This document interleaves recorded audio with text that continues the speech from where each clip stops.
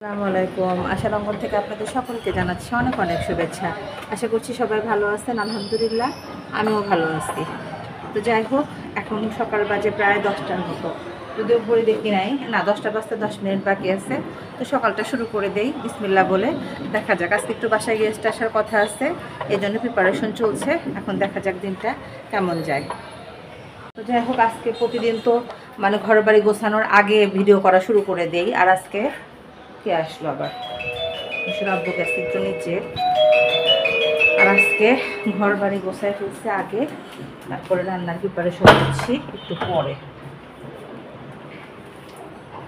এই যে মিশর আব্বুকে পাঠাইছিলাম একটু নিচে। শুভ সকাল বলো। শুভ সকাল। তো যাই হোক, সে একটু কম কথা বলা মানুষ, বলে দিতে হয়। সুন্দর বেগুন নিয়ে আসছো না? আবু ধরো না, ধরো না, বাইরে রাখো। তো যাই হোক, আমার বাসায় বেগুনটা হলো খুব বেশি লাগে। দেখি আম্মু দাও তো, এখানে পড়তে বসো, পড়ে যাবে এখানে। তো যাই হোক, বেগুন এই যে সুন্দর সাদা বেগুন। আমার কাছে মানে গোল যে কোনো বেগুনই ভালো লাগে, সেটা সাদা হোক আর কালো হোক ব্যাপার না। তো যাই হোক, সেটা আনার জন্য একটু পাঠাইছিলাম নিচে, কারণ মাহিন তো সব কিছু কিনতে পারলেও বেগুনটা বুঝতে পারবে না। আর এই যে মাহিনকে বলছি আজকে একটু স্কুলে পাঠাই নাই, যে বাসায় থাকো, আমার একটু দরকার আছে। খাই বলো, মুখটা অনেক ঘামা ঘামা লাগতেছে, অন্ধকারের মধ্যে চুল বড় হয়ে গেছে। তো যাই হোক, আজকে ওয়াশিং মেশিনের যাবতীয় কাপড় কিন্তু মাহিনী নিচে দিচ্ছে, সরি বারান্দায় দিছে। আমি আজকে দিতে পারি না। আজকে সকাল থেকে আমার কেন জানি এত গরম লাগতেছে, তা বলার মতো না, মানে জাস্ট ভাষায় প্রকাশ করার মতো না।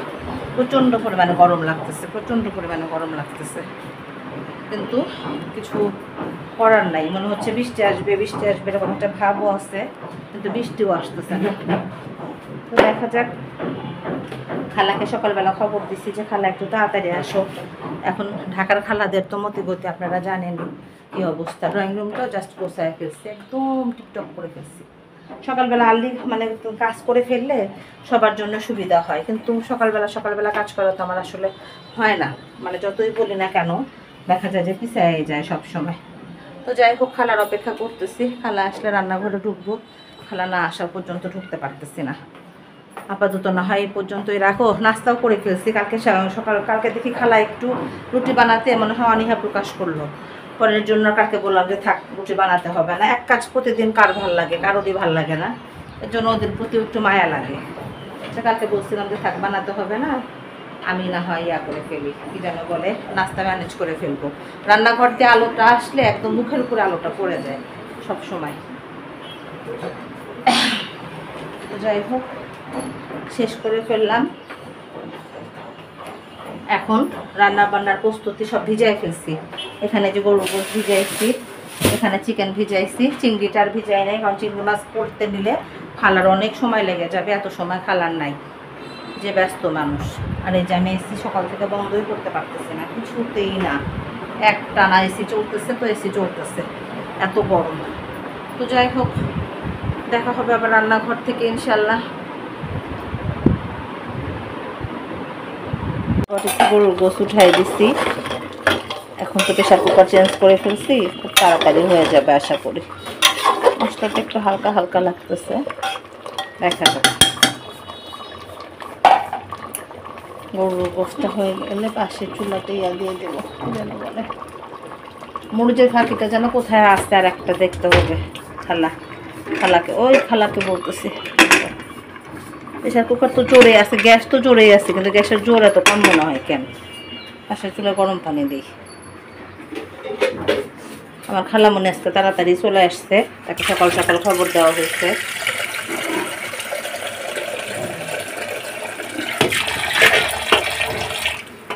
তোমাদের বাসা তো গ্যাসের সমস্যার কথা না, তোমাদের বাসায় সমস্যা।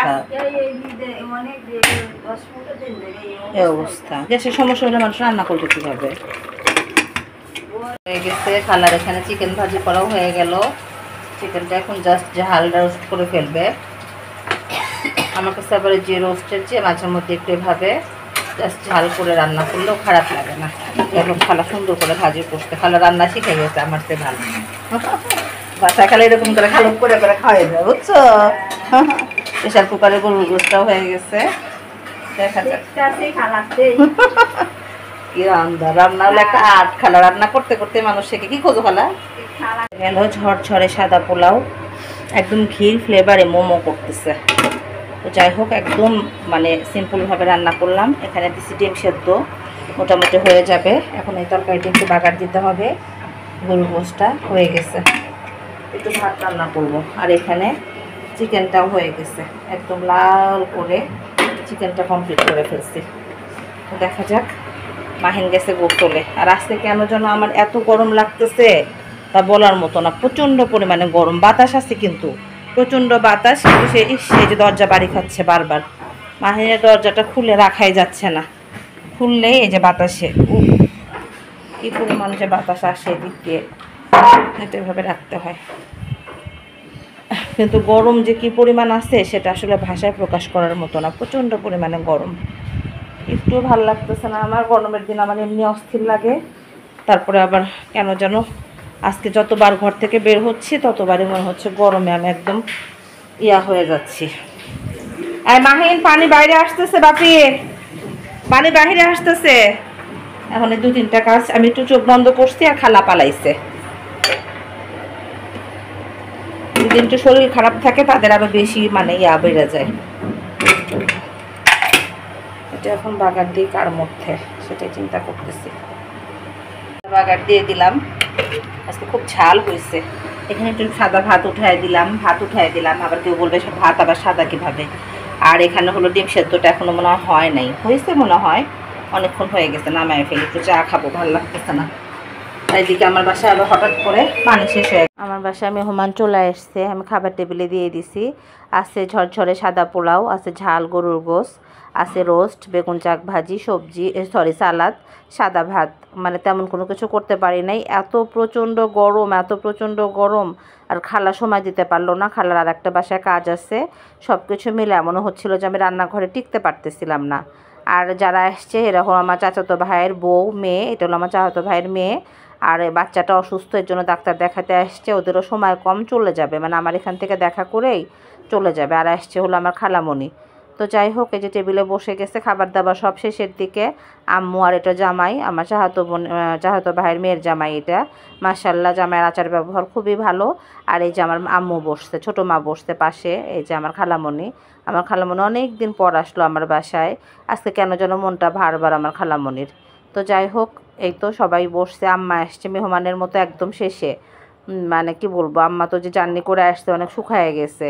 সে তো খাবার শেষ করে যে সবাই বিদায় নেওয়ার পালা। মিশন মাহিন একে একে নানিকে তো যে মানে বলবে থাকো, আম্মাকে বারবার বলতেছে। তার বলতেছে যে না, নানিকে আজকাল আটকায়ও না, নানাকে বলে আসে নাই, ওষুধ নিয়ে আসে নাই। তো যাই হোক, অল্প সময়ের জন্য আসলে খারাপই লাগে, ভালো লাগে না। মনে হয় যার একটু থাকলে মনে হয় ভালো লাগতো। বিদায় সবসময় কষ্টের হয়। আর ওদের সাথে আমার খুব কম দেখা হয়, কত বছর পর যে দেখা হলো তার কোনো ঠিক ঠিকানা নাই। অনেক বছর পর। এই মেয়েটাকে মনে হয় আমি ছোটো দেখছিলাম, এখন বিয়ে হয়ে 2টা বাচ্চা হয়ে গেছে। তো যাই হোক, মাশাআল্লাহ, ভালো থাকুক ওরা।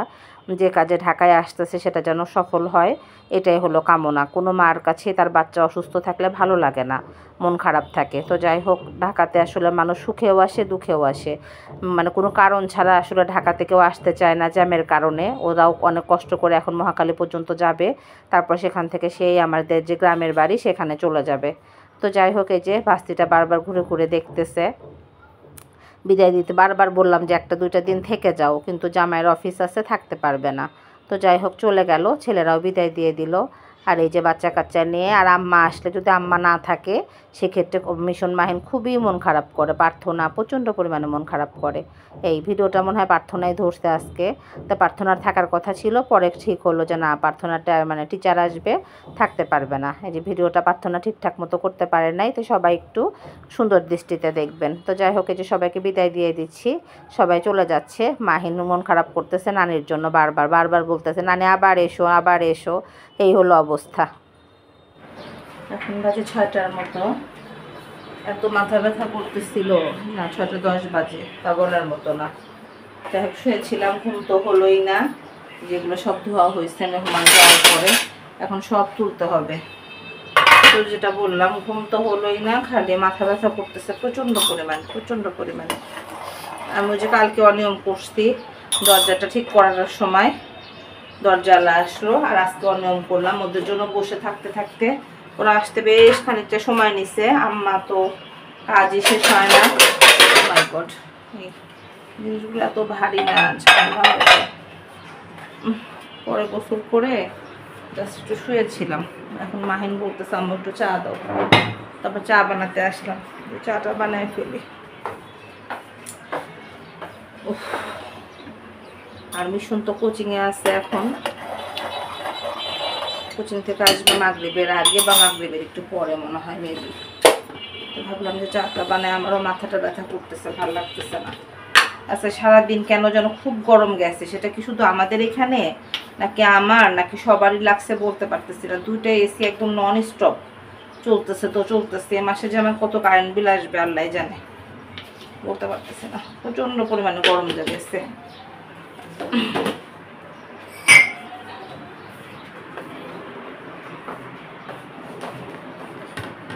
একটু পানি খাই। মাহিন, মাকে একটু পানির বোতল বের করে দাও তো আব্বু। একটু পানির বোতলটা বের করে দাও আমাকে। যাও করতেছি। হ্যাঁ করতে যাও। হ্যাঁ তুমি ইয়া হয়েছে, যাও। হ্যাঁ কেটে দিব, ওটা দেখা যাবে না, দেখা যাচ্ছে না। যাই হোক, মাহিনকে দেখা গেছে একটু, এখন মাহিন একদম খেপে গেছে। তো যাই হোক, ও মাই গড, পড়ে গেল। বাতাস আছে প্রচণ্ড পরিমাণে, বাতাস, সেই সাথে মানে গরমের উৎপাত, প্রচণ্ড পরিমাণে গরম। ওই বিল্ডিংয়ে কাজ চলতেছে, সেটার ধুলা এখন আমাদের পুরো বিল্ডিংয়ে এসে। আসলে সব কিছু কাজ একসাথে হলে খুব ভালো হয়, সিরে কাজ করলে আশেপাশের মানুষদের খুব কষ্ট হয়ে যায়। উঠায় এইসব বাসার কাজ না, দিন মনে হয় খালি বাড়তেছে, কমতেছে না। প্রচুর পরিমাণে কাজ, আর ভালো লাগে না।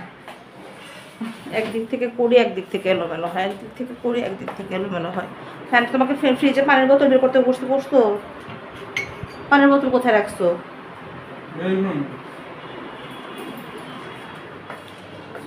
তো যাই হোক, চাটা রেডি করে ফেলছি। এই চাটা খেতেই আজকে না হয় বিদায় নিয়ে নেই। সবাই ভালো থাকবেন, সুস্থ থাকবেন, আশার অঙ্গনের সঙ্গে থাকবেন, আমার চ্যানেলটি সাবস্ক্রাইব করবেন, সেই সাথে গঠনমূলক সমালোচনা করবেন। তবে আজ এ পর্যন্তই, আল্লাহ হাফেজ।